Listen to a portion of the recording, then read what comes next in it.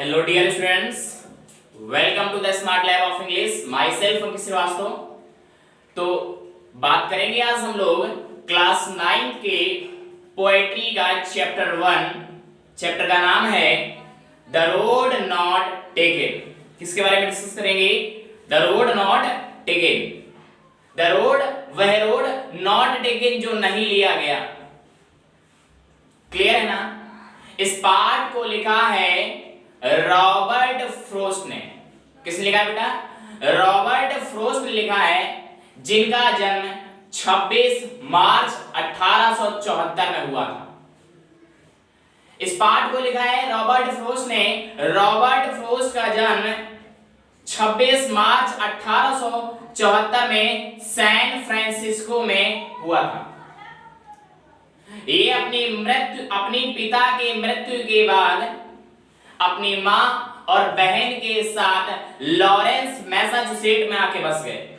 Lawrence Massachusetts में रहने लगे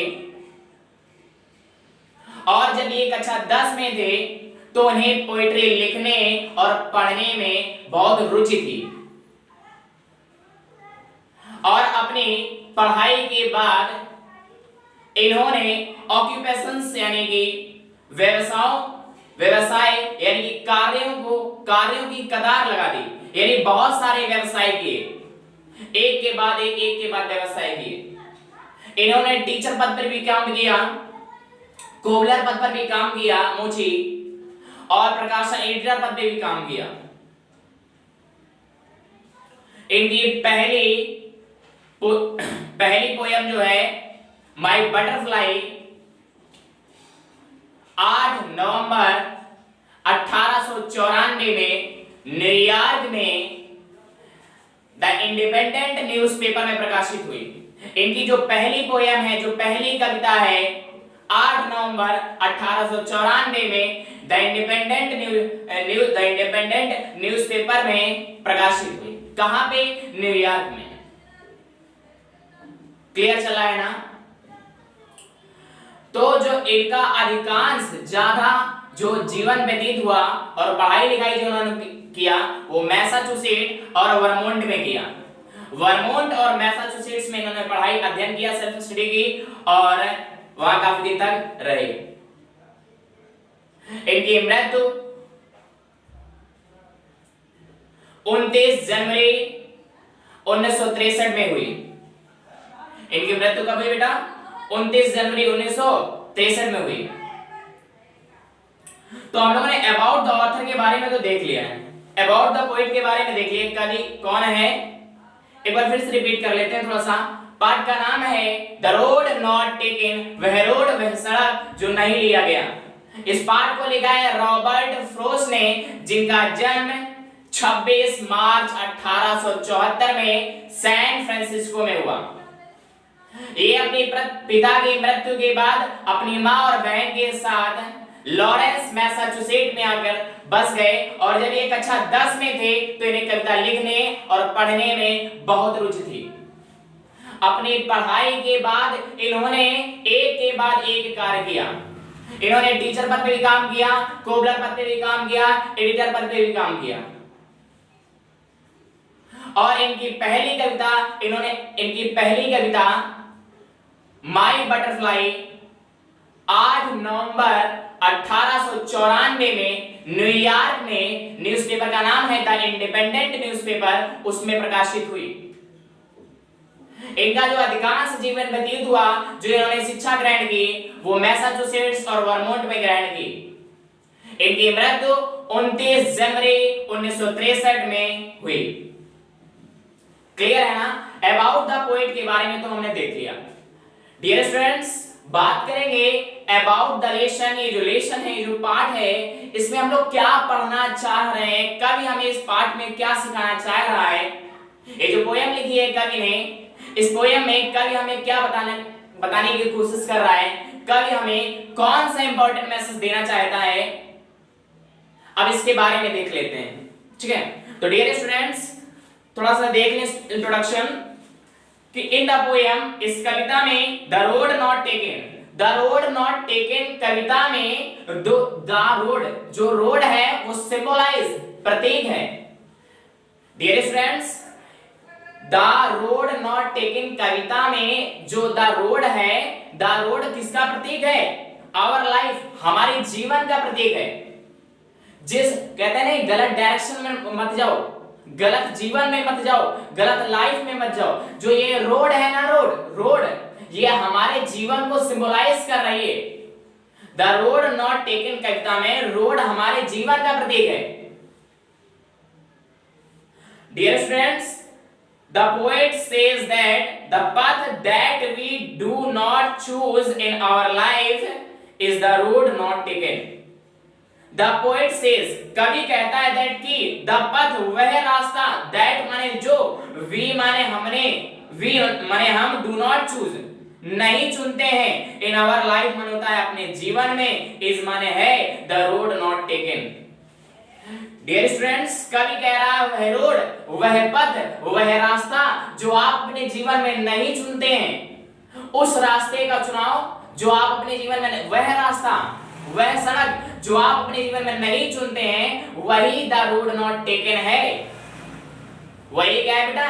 the road not taken, the road not taken, वह रोड जो नहीं लिया गया।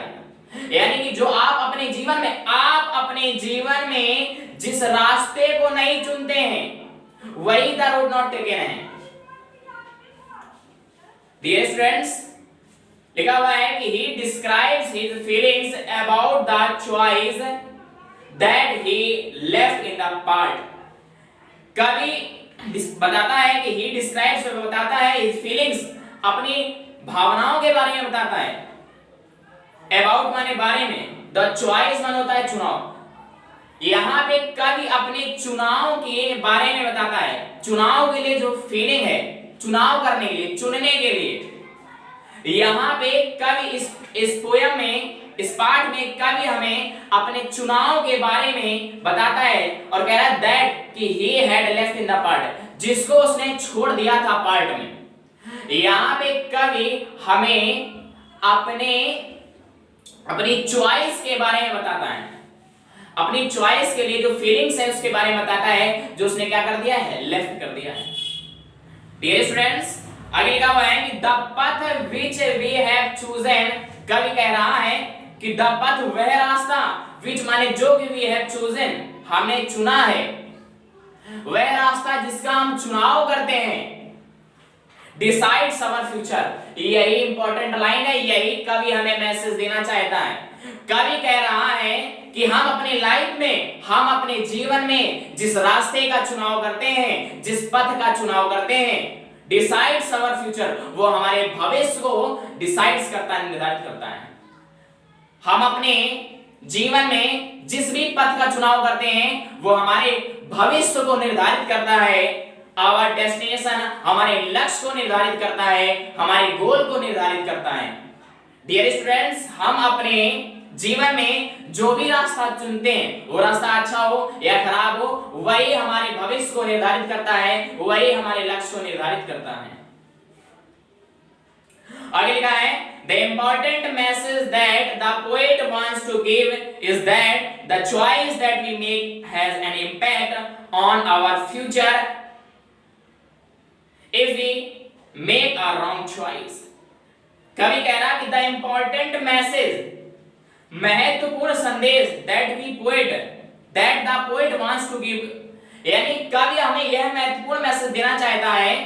कवि एक महत्वपूर्ण मैसेज यह देता है that कि the choice, चुनाव, वह चुनाव, कवि हमें यह मैसेज दे रहा है कि वह चुनाव, that choice, वह चुनाव we make, जो हम करते हैं, has an impact, प्रभाव डालता है on our future, हमारे भविष्य पर प्रभाव डालता है।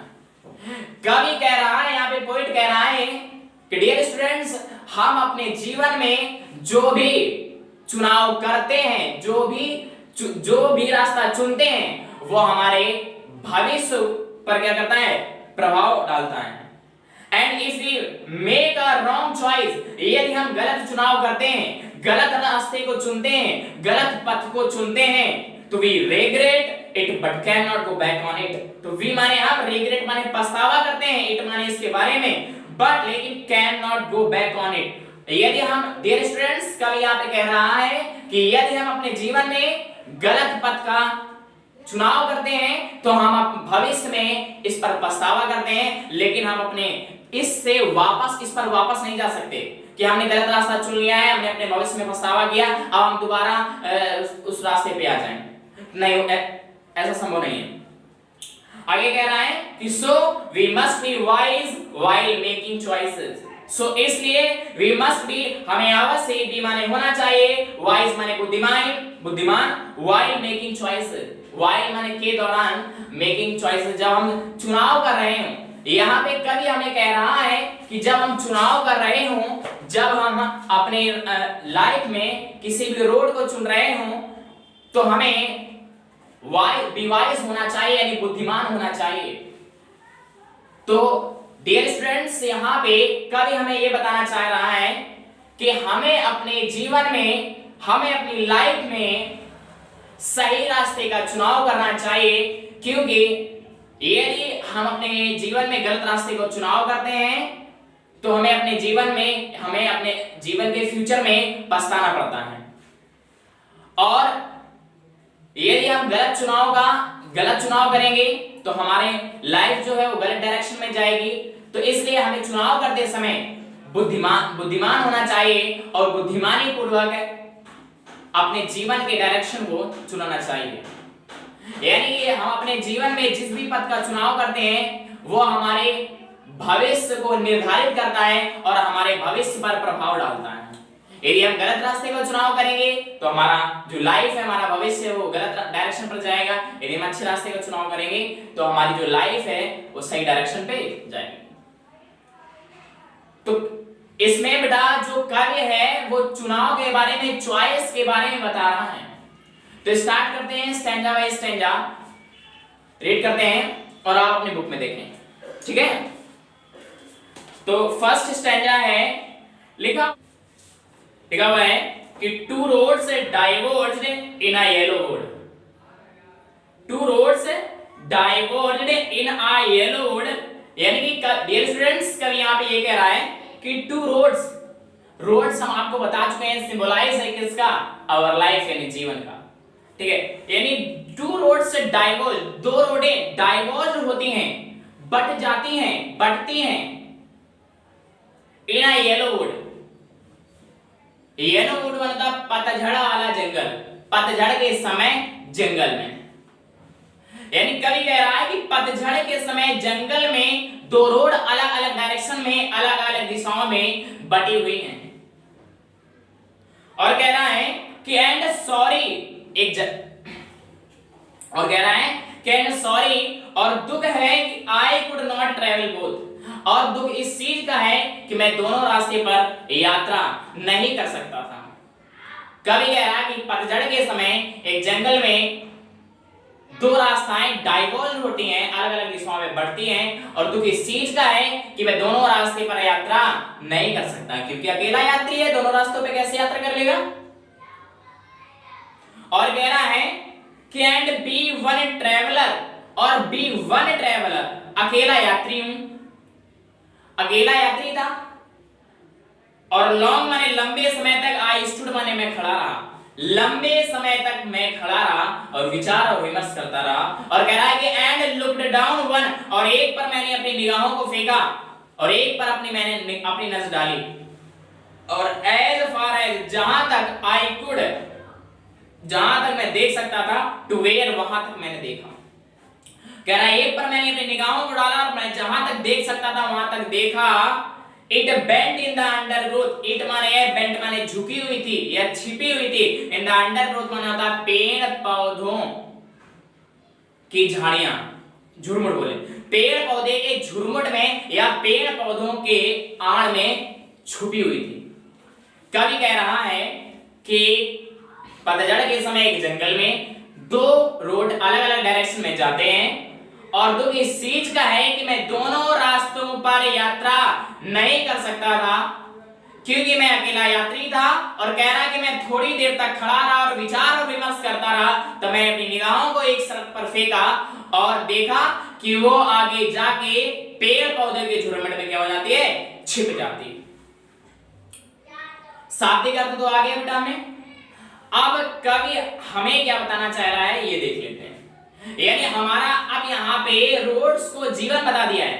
हमारे जीवन में दो रोड्स होती हैं, दो डायरेक्शंस होते हैं। जिस प्रकार हम लोग कक्षा 11 में सब्जेक्ट का चुनाव करते हैं, जो सब्जेक्ट का चुनाव करते हैं वही कक्षा 12 में होते, उन्हें बदला नहीं जा सकता। दोबारा आप चुन नहीं सकते। जिसका चुनाव आपने कक्षा 11 में किया है वही बोर्ड परीक्षा कक्षा 12 में आपको देनी पड़ेगी उसी सब्जेक्ट की। आप सब्जेक्ट नहीं बदल सकते। तो एज इट इज हमारे जीवन में, अब ये कक्षा 12 की बात नहीं हो रही, कक्षा 12 के आगे की बात हो रही। हमारे जीवन में दो रास्ताएं हैं, एक डॉक्टर बनने की, एक इंजीनियर बनने की।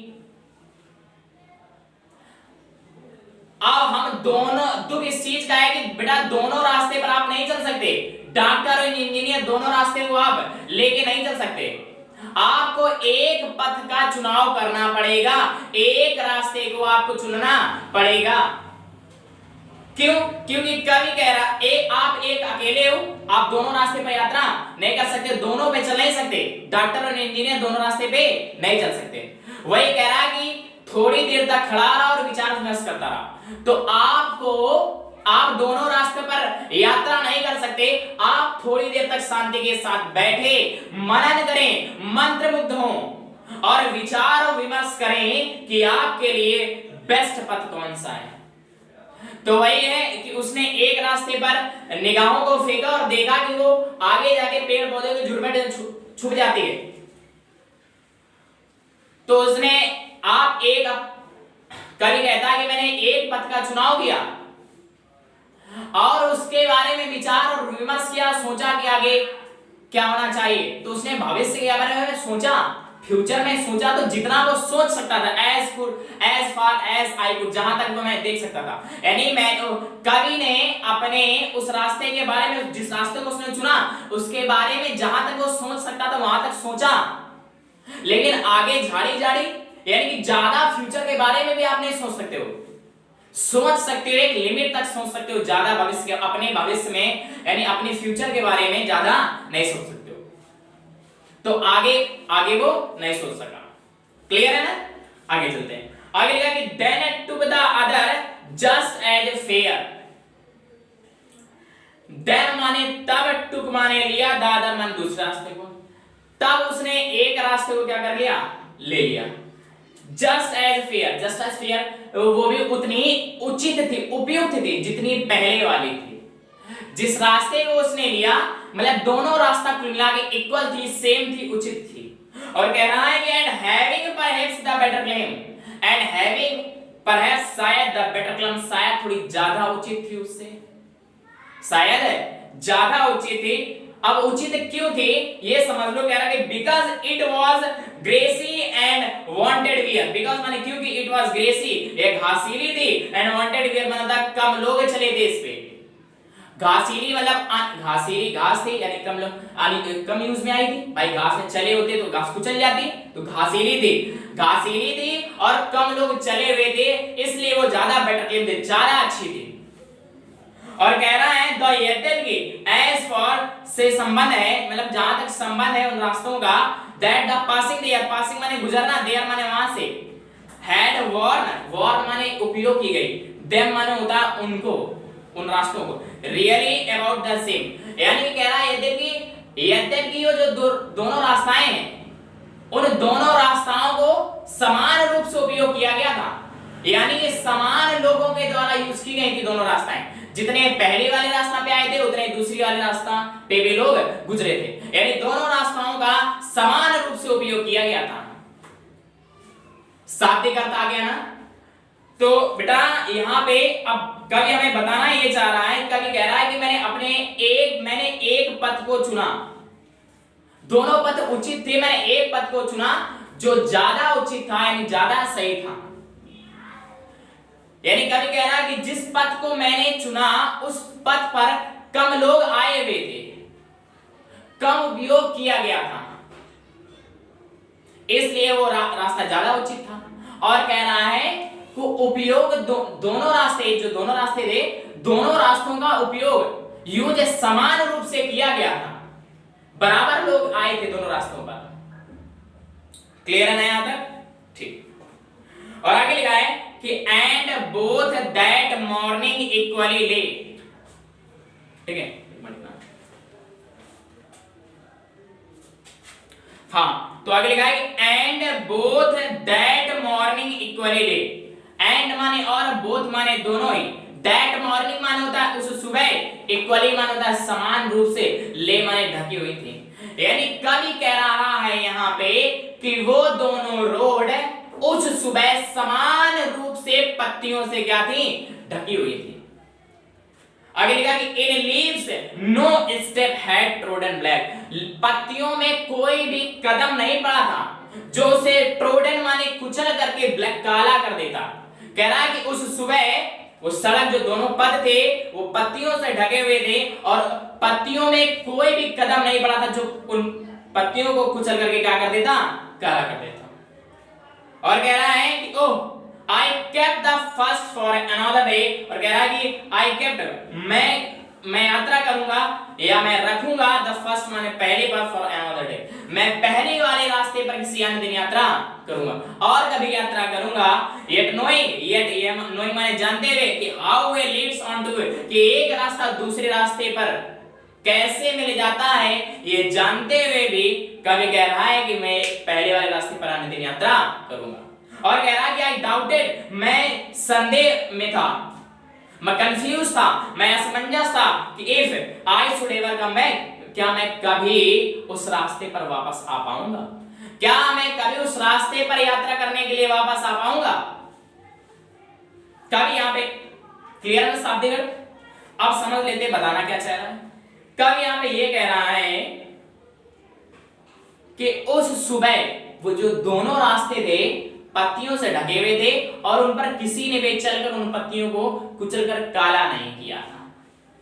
और कह रहा है कि मैंने पहले रास्ते पर किसी अन्य दिन यात्रा करने के लिए सोचा, ये जानते हुए, क्या जानते हुए कि एक सक्सेस, एक डिसीजन आपको आगे की यात्रा पर ले जाता है। जो डिसीजन आप लेंगे वो आपको आगे की यात्रा में ले जाएगा, यानी एक रास्ता आपको दूसरे रास्ते से जोड़ देगा। ये जानते हुए, ये जान रहा था कि वो उस रास्ते पर कभी वापस नहीं आएगा, असमंजस में था, संदेह में था। मान लो आपने दो चुनाव किए, डॉक्टर और इंजीनियर, आपने एक रास्ते को चुन लिया और सोचा हमने इंजीनियर वाले को चुना है, डॉक्टर वाले में दोबारा यात्रा करेंगे।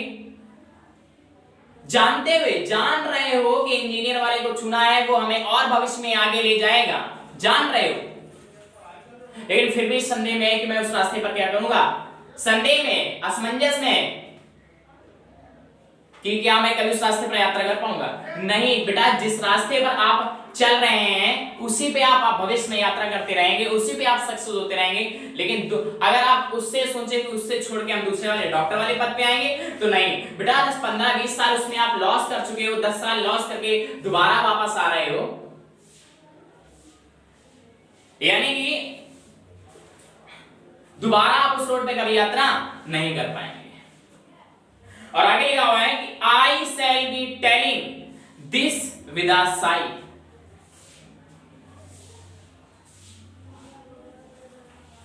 आई शैल बी टेलिंग, मैं ये दिस माने ये है, मैं ये कहता रहूंगा, विद अ साई माने होता है आराम के साथ। कभी कह रहा है कि मैं आराम के साथ ये कहता रहूंगा, समवेयर, जहां कहीं भी होऊंगा, एजेस एंड एजेस, युगांतर तक, लंबे समय तक, हेंस माने होता है फ्यूचर में, भविष्य में, मैं भविष्य में लंबे समय तक जहां कहीं भी रहूंगा, आराम के साथ ये कहता रहूंगा।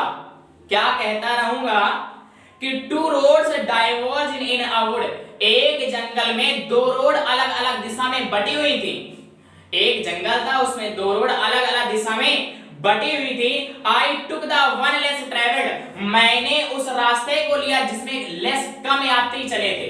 आई माने मैंने, टुक माने लिया, द वन लेस मैंने उसको लिया, लेस ट्रेवल जो कम यात्रा की गई थी, बाई यानी लोगों के द्वारा, यानी मैंने उस रास्ते को लिया जिसमें कम लोगों ने यात्रा की हुई थी।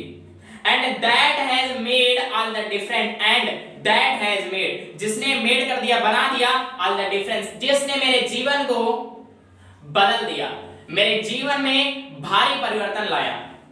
यानी कवि कह रहा है कि मैं भविष्य में जहां कहीं भी हूंगा आराम के साथ लंबे समय तक ये कहता रहूंगा कि एक जंगल था जहां पर दो रास्ताएं बढ़ रही थी और मैंने उस रास्ते को लिया जिस रास्ते को कम लोगों ने यूज किया था, जिसने हमारे जीवन में भारी परिवर्तन किया। तो यदि बेटा हम अपने जीवन में गलत रास्ते का चुनाव करते हैं तो हमें भविष्य में पश्चाताप करना होता है। इसलिए हमें चुनाव करते समय बुद्धिमान होना चाहिए। बुद्धिमानी के साथ हमें अपने जीवन के रास्ते को चुनना चाहिए ताकि हम अपने भविष्य में, फ्यूचर में सक्सेस के, सफलता के बाद सफलता को प्राप्त कर पाए। तो आई होप क्लियर हो गया होगा बेटा। तो थोड़ा सा बात ये कर लेते हैं इसमें, जो ये हम लोगों ने स्टैंडर्ड रीड किया इसको, पोयम को, इसमें थोड़ी सी बात ये कर लेते हैं, राइमिंग स्कीम के बारे में डिस्कस कर लेते हैं कि राइमिंग स्कीम क्या होती है। राइमिंग स्कीम के बारे में डिस्कस कर लेते हैं, ठीक है। जैसे पहला स्टैंजा लिखा है, पहला स्टैंजा की पहली लाइन के अंत में वुड है, दूसरी लाइन के अंत में बोथ है, तीसरी लाइन के अंत में स्टूड है, फिर क्या है, कुड है, अंडर ग्रोथ है। तो वुड को हमने क्या मान लिया बेटा, ए। वुड की साउंड बोथ से मैच कर रही है, साउंड जो मैच करेगी उसको ही वही मान लेते हैं। तो वुड बोथ नहीं मैच कर रही ना, तो हमने इसको क्या मान लिया बेटा, B. Wood stood sound match कर रही ना, वुड को ए माना तो इसको भी क्या कर लिया, ए। वुड कुड साउंड मैच कर रही है, ए। Undergrowth both undergrowth match कर रही ना, इसको बी माना तो इसको बी। राइम स्कीम क्या बनी, A B A B, A B A B. Dear students, अगर पहले स्टैंजा की राइम स्कीम है तो सभी स्टैंजा की राइम स्कीम यही होगी, ठीक है। तो आज के लिए हम लोग इतना ही रखते हैं, बाकी हम लोग मिलेंगे नेक्स्ट क्लास में नेक्स्ट चैप्टर के साथ। तब तक के लिए thank you all of us for watching this episode and take care, goodbye everyone.